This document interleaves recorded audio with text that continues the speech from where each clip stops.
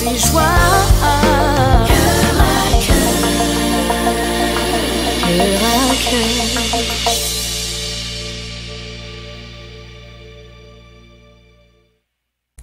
Bonjour, bienvenue à cette nouvelle émission.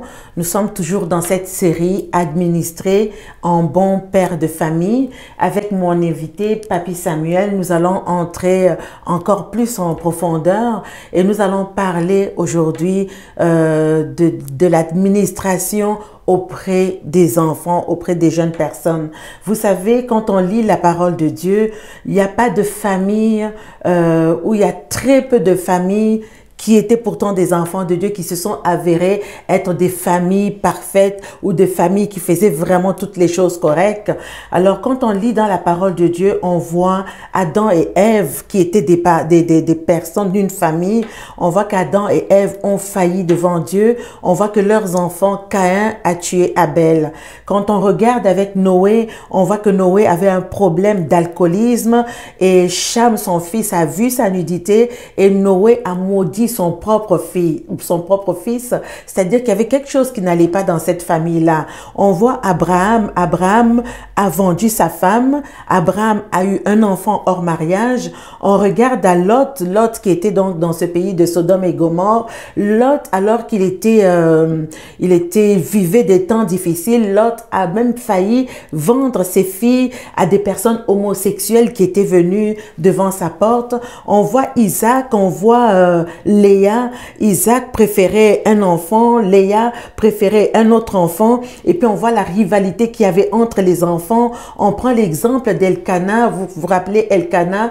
Elkana, on voit qu'il avait deux femmes. Alors on voit les sacrificateurs Élie. Élie a échoué dans l'éducation avec ses enfants. Et puis on prend à David. On voit que David, dans sa vie, vraiment, David était un polygame. David était un homme adultère. Et pourtant, c'était des personnes qui connaissaient Dieu, mais leur famille, ils vivaient des défis auprès de leur famille. Donc, il n'y a pas de famille où il y a très peu de familles qui se sont avérées marcher vraiment dans le plan de Dieu, mais il y a eu beaucoup de dysfonctionnements au milieu de ces familles-là. Alors, pour en parler aujourd'hui, on va voir vraiment l'administration auprès des jeunes personnes, auprès des enfants.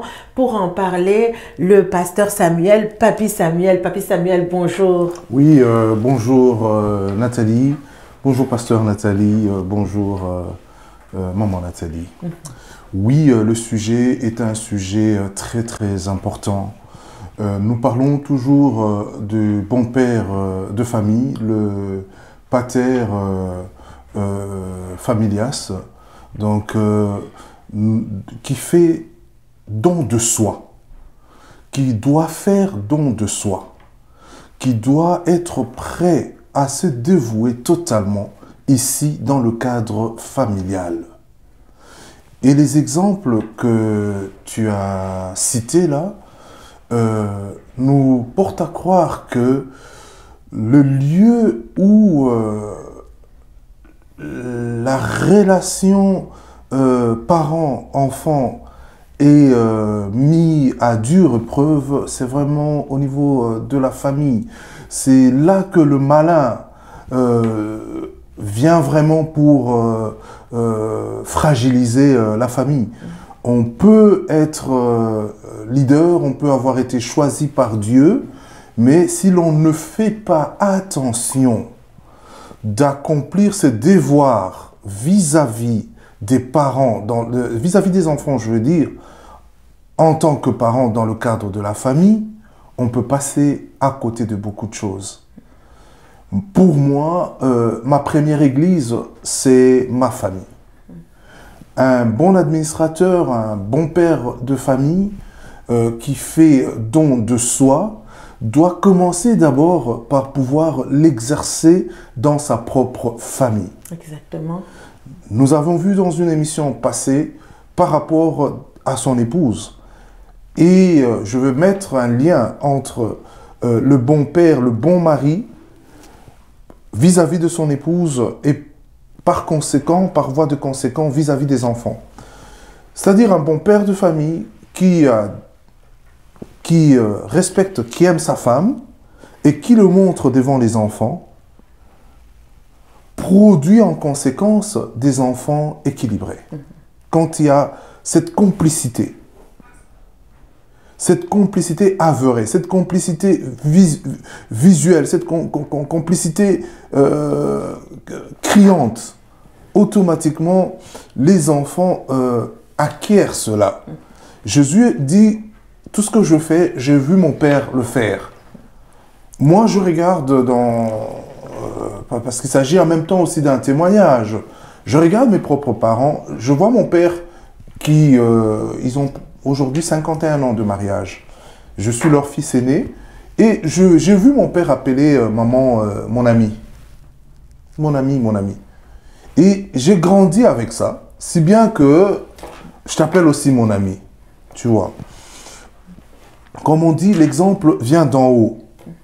Alors, maintenant, le bon père de famille, si nous pouvons revenir dans chacun des exemples que tu as donnés, et l'on va voir où a été la défaillance. Oui, je prends l'exemple d'Adam et Ève. Tout à fait.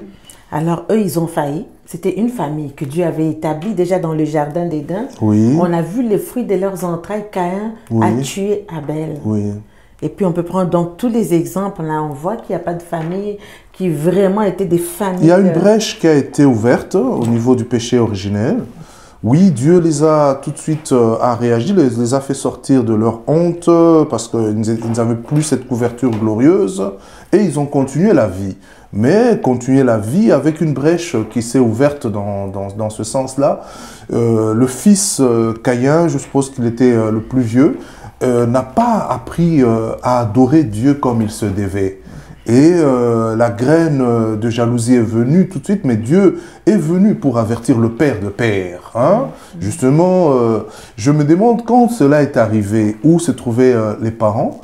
Il doit y avoir eu quelque chose encore qui a failli, mais la Bible ne l'explicite pas. On parle de Caïn et Abel dans un extrait où ils doivent déjà présenter des sacrifices à Dieu.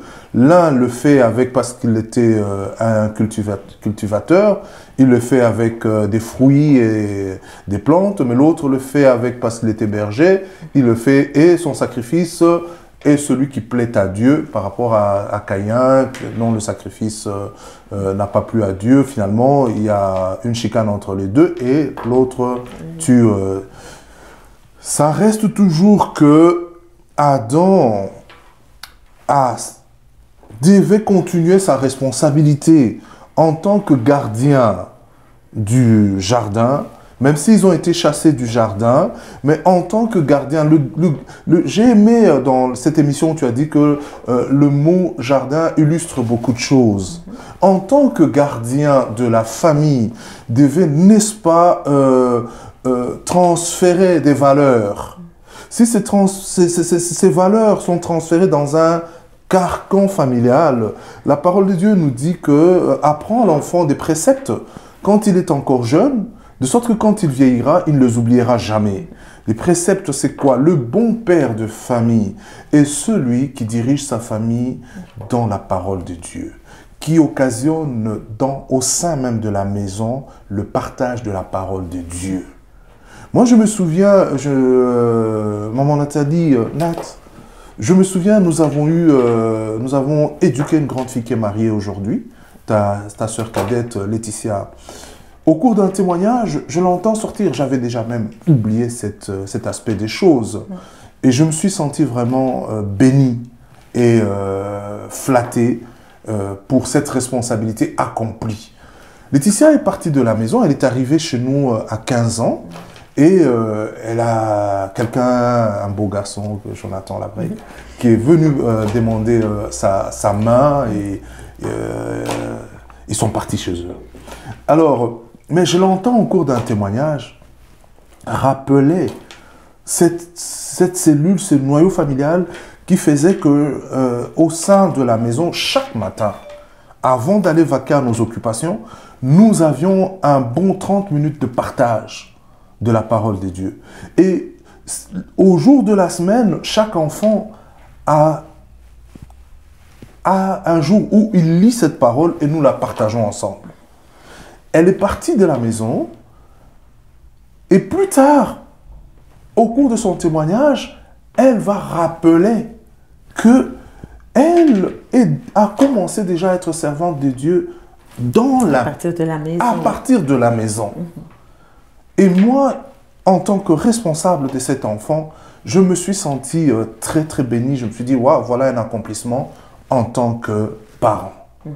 Et donc, le second exemple, là, c'est lequel? Après... Alors, le second exemple, c'est Noé. Oui. Il y a eu également une brèche qui a été ouverte. On a vu également Abraham qui a vendu sa femme, Oui. qui a eu un enfant hors mariage. Oui. Il y a également Lot qui a donné ses filles, qui voulait donner parce qu'il y a des personnes, des homosexuels, si je puis m'exprimer comme ça, qui voulaient donc prendre les filles de Lot. Oui. Donc il a failli leur donner. Et voilà. Prenons ces trois exemples. Noé, Abraham, Lot. La responsabilité du bon père de famille, le chef de famille, est d'un niveau élevé. Oui.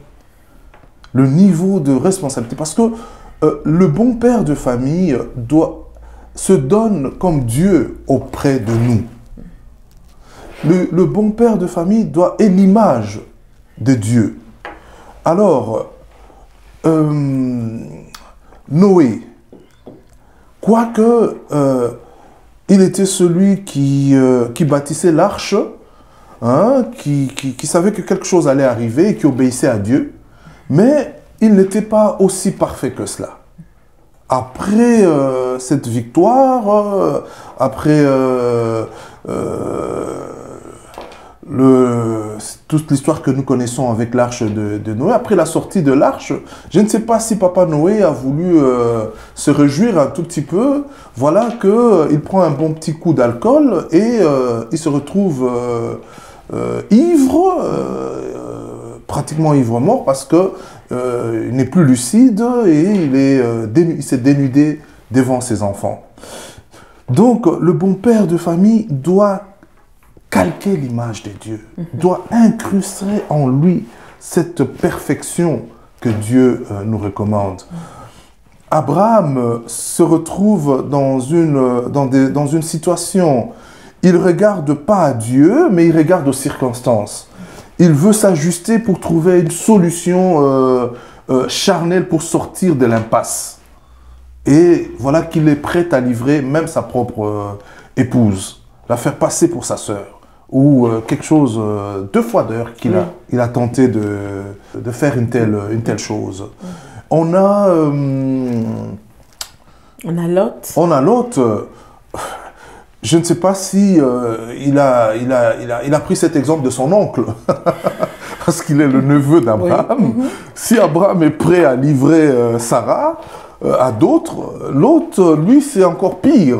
Il est prêt à livrer ses propres filles dans une situation assez compliquée. Alors, tout cela dénote que le bon père de famille doit connaître Dieu. Doit connaître Dieu et marcher fidèlement dans la volonté de Dieu. Le bon père de famille doit être très attentif. Il ne doit pas avoir de moments d'égarement, de moments de distraction. Il doit communier avec Dieu.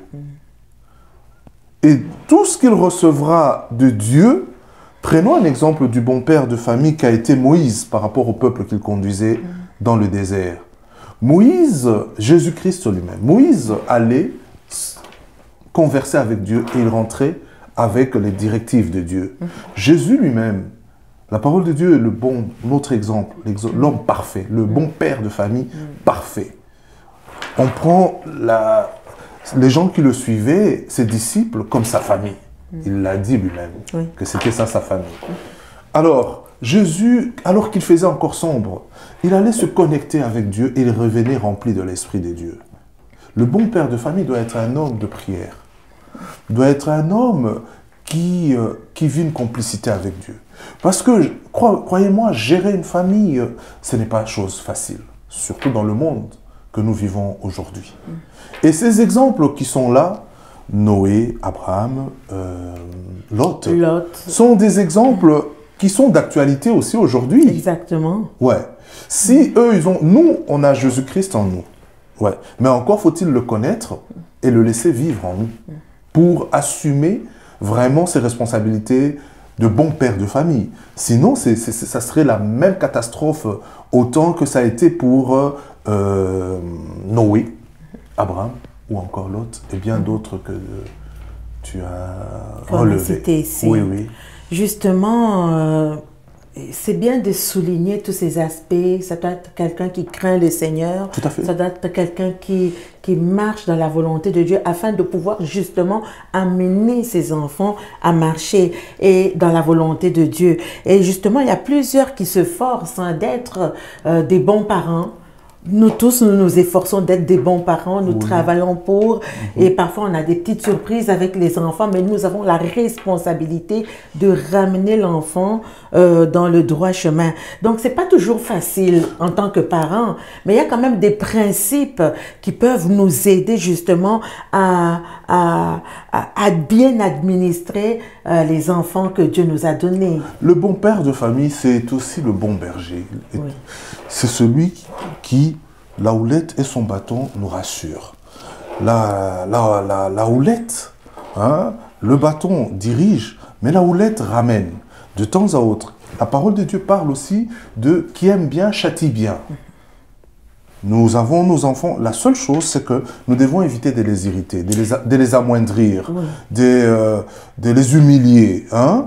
Mais de temps à autre, une bonne correction comme le crochet de la houlette ramène dans un bon crochet qui va un peu faire mal au cou, mais va ramener la brebis. C'est nécessaire, c'est nécessaire dans cette société gâteau où ces choses n'existent plus, amène justement nos enfants à dérailler. Mais il y a une façon de le faire, il y a une façon de discipliner avec amour. Donc d'une part, on peut discipliner avec amour, mais d'autre part, on peut féliciter également pour amener un équilibre. Absolument, la carotte et le sucre, bon, l'enfant n'est pas un cheval, mais bon, c'est dans le processus d'éducation. Hein? C'est-à-dire quoi? Oui, la société d'aujourd'hui, c'est vrai que l'on ne doit pas porter des sévices aux enfants. Hein, on ne doit pas être, comme le bon père est loin d'être un despote, et loin d'être un tyran. Mais le bon père est celui, comme Dieu, qui nous rappelle toujours à l'ordre avec la parole. Il y a la parole qui nous dit justement que toute parole est inspirée des dieux, utile, importante pour instruire, pour enseigner, pour éduquer dans la justice, donc dans l'amour. Il y a une façon d'exhorter, de parler avec amour. Dans la famille. Il doit régner une certaine complicité. Aujourd'hui, on n'est plus dans un système où il n'y avait pas de dialogue.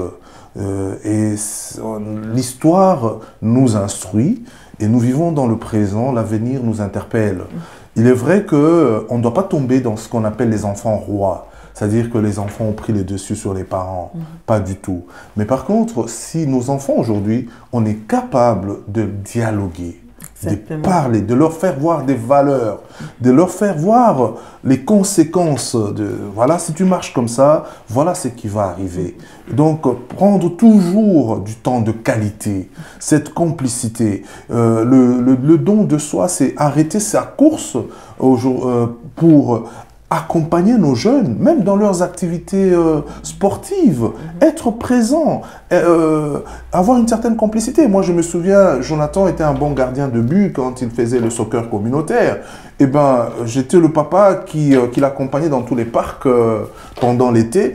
Et parfois, je me souviens que j'ai été aussi gardien de but quand j'étais jeune à l'école. Jonathan était devant son filet et moi j'étais derrière. J'étais le coach en plus de son coach de l'équipe. Et quand il sautait, moi aussi derrière, j'étais comme prêt à à aller sur le terrain. Et la cohésion familiale, quelque chose de merveilleux. Je me souviens même que parfois, il n'était pas accompagné que de moi, c'était toi, c'était même ses tantes. Toute la famille. Toute la famille. Un jour, il se transforme en buteur, il marque un but, et bien toute la famille. Toute la tribu entre sur le terrain pour l'ovationner.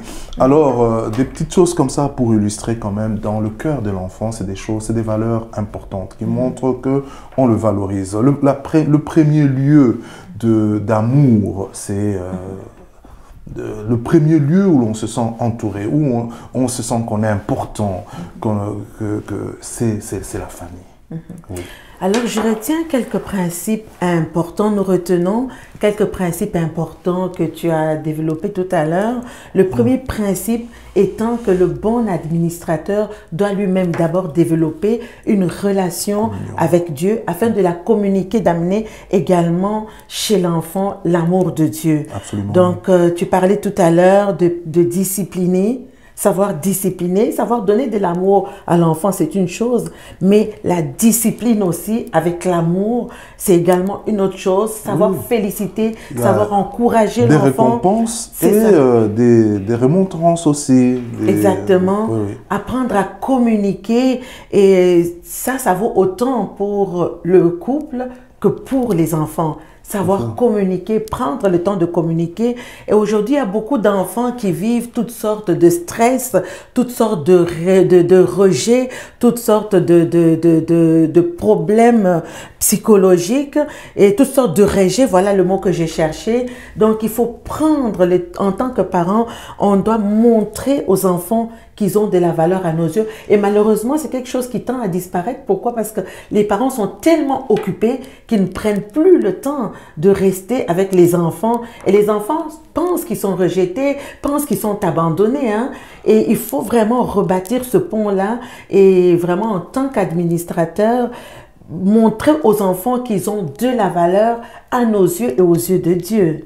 Tout à fait. Un cadre comme celui-ci, voyez-vous, cœur à cœur, nous œuvrons pratiquement dans le communautaire et puis nous sommes attachés à une église locale où nous sommes pasteurs.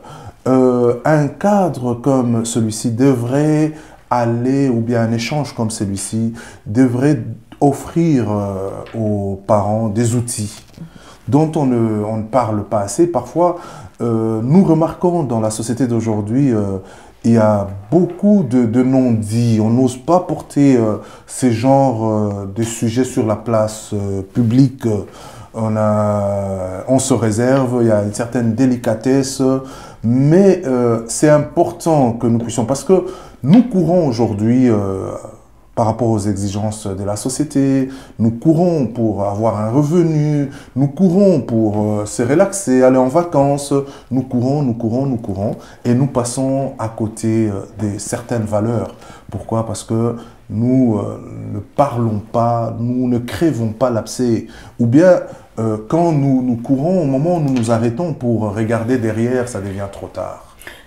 Papi Samuel, tu es, je ne l'ai pas mentionné tout à l'heure, tu es également médiateur. Oui, médiateur communautaire. Médiateur communautaire. Oui. Et donc, tu aides des familles, tu as vu les situations des familles qui se disloquent et tout ça. Et vraiment, on est au cœur d'une vraie problématique où il y a parfois on y reviendra sur d'autres émissions où on a vraiment une mauvaise gérance, une mauvaise compréhension du rôle du père et finalement qui amène à la dislocation.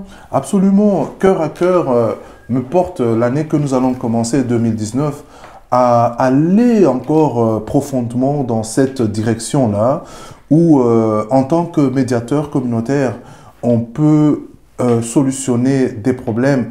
Les solutionner, c'est trop de prétention, mais par contre, on peut aider les parties, les parties qui ne peuvent plus parler à communiquer. On peut donner des outils, des moyens pour rebâtir là où ça a été complètement brisé, disloqué. Alors nous allons finir avec ce verset de Psaume 78, le verset 5. Et nous allons vraiment voir la responsabilité de l'homme. La Bible dit ceci: il a établi un témoignage en Jacob il a mis une loi en Israël et il a ordonné à nos pères de l'enseigner à leurs enfants. Donc, dans la bonne administration, le premier éducateur de l'enfant, c'est le père. C'est le père qui a la charge d'éduquer l'enfant, autant spirituellement, autant sur tous les autres plans psychologiques et tout. C'est le père, la responsabilité incombe au père. Pour te dire, quand Étienne prend la parole pour évangéliser, quand il est emporté par l'Esprit de Dieu, eh bien, Étienne rappelle que nos pères nous ont enseigné, nos pères nous ont dit, nos pères, et il recadre l'histoire. Et c'est cela que nous devons aussi faire dans nos familles. Merci beaucoup, Papy Samuel, et c'est déjà tout. Alors, la responsabilité incombe au père, et notre prière ce soir serait vraiment que les pères se repositionnent dans leur fonction, dans leur sacerdoce, afin que la famille reprenne en référence à Dieu, le Père lui-même. Jésus dit, ce que je fais, j'ai vu le Père le faire. Alors voilà, c'est déjà tout pour aujourd'hui. Merci d'avoir été avec nous. N'oubliez pas, pour ceux qui veulent nous faire un don, vous pouvez également le faire directement sur le site de Cœur à Cœur. Écrivez-nous coeuracoeur7gmail.com et restez connectés. Que le Seigneur vous bénisse. Cœur à cœur, témoignage puissant. Cœur à cœur, consolation, transformation. Cœur à cœur, délivrance et joie. Cœur à cœur, cœur à cœur.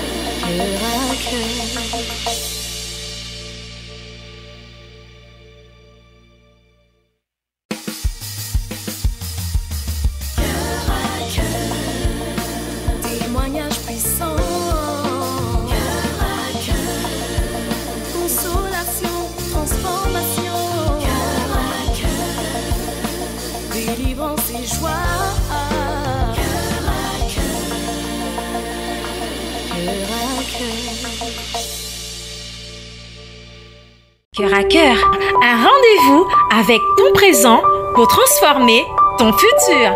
Cœur à cœur, parce que Dieu agit encore. Cœur à cœur, parce que Dieu agit encore.